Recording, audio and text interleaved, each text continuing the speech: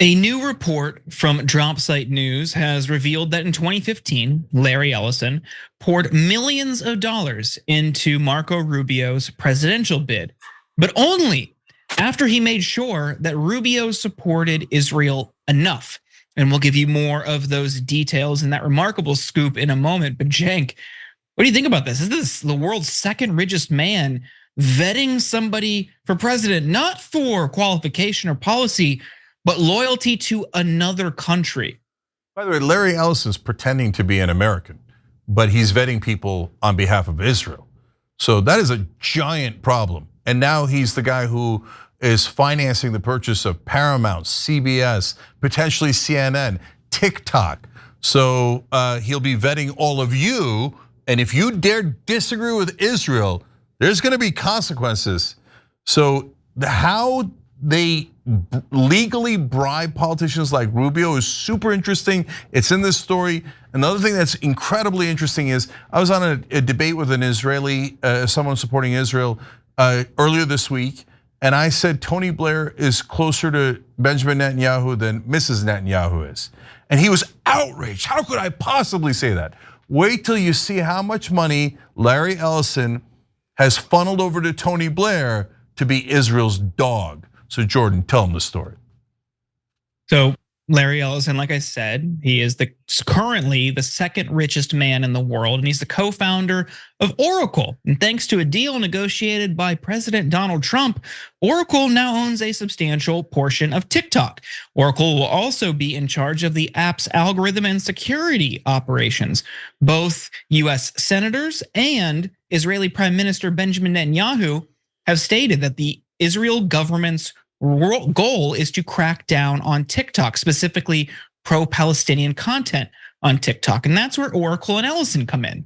Ellison has previously hosted Netanyahu at his private island. It's also been reported that Ellison offered Netanyahu a seat on the board of Oracle. Furthermore, Ellison said at a 2014 fundraiser attended by other pro-Israel billionaires, there is no greater honor than supporting the Israeli military. In 2017, Ellison gave Friends of the IDF a gift of 16.6 million in 2017 in what was the largest ever donation to the organization. Now, back in 2015, Ellison was emailing back and forth with a man named Ron Prosor. At the time, Prosor was serving as the Israeli ambassador to the United Nations. On April 26th, 2015, Prosor and Ellison got dinner together. The two had corresponded about Rubio's presidential bid. The next day, Ellison told Prosor, "P.S. I'll tell you how dinner goes with Senator Rubio." On April 30th, Prosor asked Ellison, "How was the conversation with Mario Rubio? Did he pass your scrutiny? Did you have a chance to talk about Israel? Would love to chat." Now, per the Dropsite report, a few hours later, Ellison responded in the affirmative. "Hi, Ron, great meeting with Marco Rubio. I set him up to meet with Tony Blair," adding, "Marco will be a great friend for Israel." Now, before we get to Tony Blair, it's worth noting that only 1 month after his emails with Prosor, Ellison threw a big fundraiser for Rubio. And by the time Rubio bowed out of the primary, Ellison had dumped $5 million into a pro-Rubio super PAC. So what does Tony Blair have to do with any of this? Well, he is the former Prime Minister of the United Kingdom. In 2016, Blair founded the Tony Blair Institute for Global Change. Here's how the Tony Blair Institute, or TBI, describes its services. "We help governments and leaders get things done. We do it by advising on strategy, policy, and delivery, unlocking the power of technology across all three." And then here is where Larry Ellison comes in. Ellison has given or pledged more than 350 million to the Tony Blair Institute, which Blair has used to advance Ellison's vision of a marriage between government, corporate power, and tech surveillance. Last year, Ellison laid out the following vision of a surveillance state during an investor call. "We're going to have supervision. Every police officer is going to be supervised at all times, and if there's a problem, AI will report that problem and report it to the appropriate person. Citizens will be on their best behavior because we are constantly recording and reporting everything that's going on. Oracle and the Tony Blair Institute, or TBI, were described as inseparable by a former TBI employee. The two organizations reportedly hold joint retreats so often that the events are now commonplace. Ex-TBI employees stated that they acted as a sales vehicle for Oracle's services. Blair's advisors are on the boards of both Oracle and TBI. And we recently learned about Oracle and TBI's next project, Gaza. This is a direct excerpt from Trump and Netanyahu's most recent peace proposal. Gaza will be governed under the temporary transitional governance of a technocratic, apolitical Palestinian committee. This committee will be made up of qualified Palestinians and international experts with oversight and supervision by a new international transitional body, the quote, Board of Peace, which will be headed and chaired by President Donald J. Trump, with other members and heads of state to be announced, including former Prime Minister Tony Blair. Per Drop Site News, Rubio was also closely involved in the rollout of Trump's plan for Gaza's future, which hands the enclave to Blair. Trump's son-in-law, Jared Kushner, tasked the Blair Institute in the spring with coming up with a post-war plan for Gaza, which was recently completed. Cenk, what do you make of this? Yeah, so let's break this down one by one. So first, I had to look up Larry Ellison's citizenship. Like, which country is he a citizen of? Because he said in that quote, that the first quote that Jordan read to you, there is no greater honor than supporting the Israeli military. Right. How about supporting the US military? That's not a greater honor? No.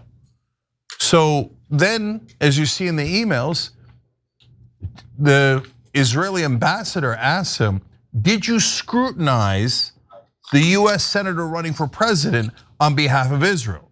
And Ellison's like, yes, I did. He passed the test. He will serve Israel loyally. So now that's obviously the conclusion, because he said he passed it. He's a friend of Israel.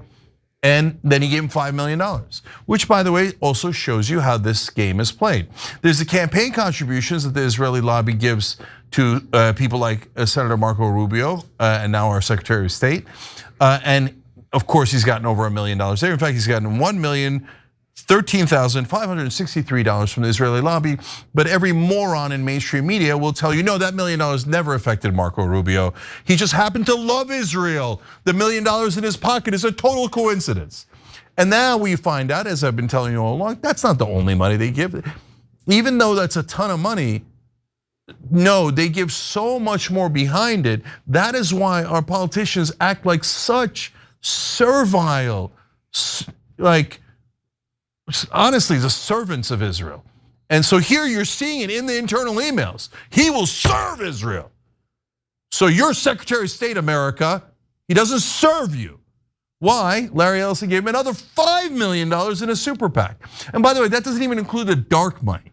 So it appears to be an infinite amount of money that supporters of Israel give to our politicians, not to serve this country, but to serve that country. So then he goes on and he gives $350 million to Tony Blair. That's in that debate that I mentioned earlier, there was a Palestinian as well. When Tony Blair was mentioned as the person who will oversee Gaza, he was repulsed. Why? Because everyone in the Middle East, and certainly the Palestinians, already know Tony Blair's a dog of Israel. He's one of the guys who started the Iraq war for the neocons. You know who one of the neocons was? Benjamin Netanyahu, okay? And so Tony Blair's like, oh, we gotta go to war with Iraq. Now why? They pretended they had weapons of mass destruction. Where do we get the intelligence on so-called weapons of mass destruction? You're gonna be shocked to find out our special ally, Israel, gave us that fake intelligence. You're not going to be surprised to find out, if you're following the news at all, their leaders, Ariel Sharon and Benjamin Netanyahu at the time, was saying that Iraq was the #1 enemy of Israel. And if you don't know this, Saddam Hussein used to attack and oftentimes kill Al-Qaeda. Al-Qaeda attacked us, Saddam would attack Al-Qaeda. Saddam's a terrible guy for other reasons, but we attacked someone who shared our enemy. He would attack Al-Qaeda as well. But it didn't matter. It didn't matter what American interests were, because Larry Ellison and other people that serve Israel said, no, Tony Blair, attack Iraq. America, George Bush, Dick Cheney, attack Iraq. And they happily did it. And look at that. What an incredible coincidence. Halliburton got no bid contract, so Dick Cheney was enormously rich. He got a $34 million exit package from Halliburton before he delivered those contracts for them. Tony Blair gets $350 million. And then if you point out any of these facts, they go, shh, you're not allowed to say that. We will censor you. And Larry Ellison now has bought TikTok and CBS and maybe buying CNN. Why? Because he's going to censor anyone who dares to criticize his beloved Israel. Hey, if you like Israel so much, why don't you get the hell out of our country and go work and live in Israel? At least be a little bit honest about where your allegiance lies. And no, don't give me goddamn nonsense about tropes. This isn't a trope. There are tons of wonderful Jewish Americans who are sickened by this genocide, who are leaders of the peace movement. Israel tries to hide behind Jewish Americans. Oh, don't attack us. That means you're attacking good Jewish Americans. No, we're not. We're doing it based on your actions. And Larry Ellison has supported Israel over America 1,000 times over. And so now Tony Blair is supposed to be a neutral arbiter between the Palestinians and the Israelis.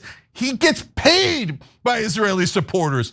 His entire institute is based on the $350 million from Larry Ellison, who worships and funds the Israeli military. And finally, if you notice there, I mean, if all of that wasn't haunting enough, Ellison bragging about, don't worry, we now have the software to track everyone. So they started experimenting, and I've told you this all throughout, started experimenting in Gaza. How do we track everyone so we have complete control?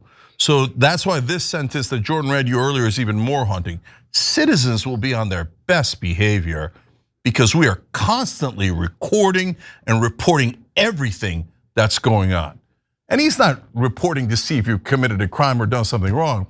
He's recording and coming after you if he thinks you've done something against his beloved Israel. And if you dare defy them, you're gonna be in a lot of trouble. And these guys are gonna spend a ton of money to target you and track you and oppose you and fight you.